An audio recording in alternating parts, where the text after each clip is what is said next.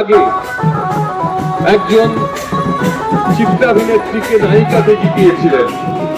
ভেবেছিলেন যে বাসুদেব আচার্যার পরে বোধহয় সেই চিত্রাভিনেত্রী তৃণমূলের যিনি জিতেছিলেন কিছু কাজ করবেন, কিন্তু গত সেই 5টা বছরে তাকে একদিনের জন্য সংসদে গলা ফাটাতে দেখা যায়নি।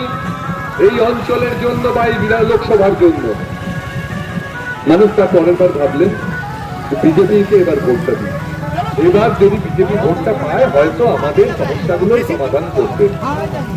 নরেন্দ্র মোদী বলেছিলেন যে বছরে 2 কোটি বেকারের চাকরি দেবো। মানুষ ভাবলেন সত্যি যদি পায় আমার বাড়ির ছেলেটা চাকরি পাবে।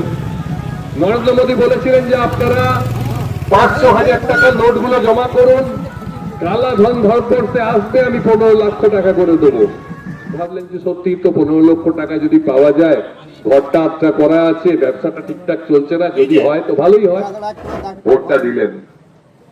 তারপরের 5টা বছরে চিন্তা করে দেখুন আপনাদের সংসদ একদিনের জন্য আপনাদের কাছে এসেছেন কিনা, একটা দিনের জন্য কোনো কথা বলেছেন কিনা এই অঞ্চলের জন্য, এই অঞ্চলের উন্নয়নের জন্য কোনো কাজ করেছেন না, সেরকম কিছু পাইনি আমরা। আপনার সংসদে কিছু করলেন না। নরেন্দ্র মোদীর কথা অনুযায়ী বছরে 2 কোটি করে 10 বছরে যে 20 কোটি চাকরি হবার কথা ছিল সেটাও হলো না।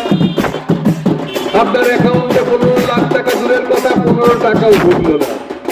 শুধু বাড়লো গ্যাসের দাম, পেট্রোলের দাম, ডিজেলের দাম, বেবি ফুডের দাম, আপনার নিত্য প্রয়োজনীয় জিনিসপত্রের দাম কিছু বাড়লো।